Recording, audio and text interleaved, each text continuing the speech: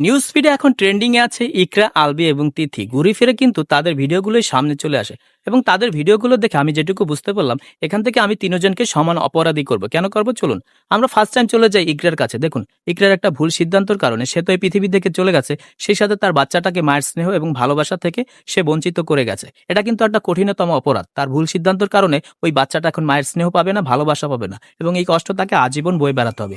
দ্বিতীয় চলে যায় আলবির কাছে। আলবির ঘরে এত সুন্দর একটা বউ, এত সুন্দর একটা বাচ্চা থাকতে সে যদি দ্বিতীয়বার কারোর সাথে সম্পর্কে জড়ায় বা লুচ্চামি করে, তাহলে বুঝতে হবে তার ক্যারেক্টারের সমস্যা আছে। তার ক্যারেক্টার ওই রাস্তার কুকুরের ক্যারেক্টার কিন্তু সমান। কুকুর দেখবেন একই এলাকায় কিন্তু বেশি দিন থাকে না, ওখানে একটা থাকে, সম্পর্ক করে, বাচ্চা কাচ্চা, আবার ওখান থেকে চলে যায় আর এক এলাকায়, এরকম চলতেই থাকে।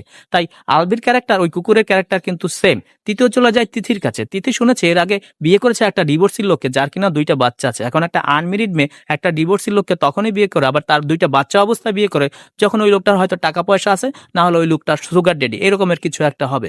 তাই এখান থেকে আমি তিনজনকে সমান অপরাধী করতে চাই, তবে এখানে তিথি হচ্ছে আবেগের অপরাধী।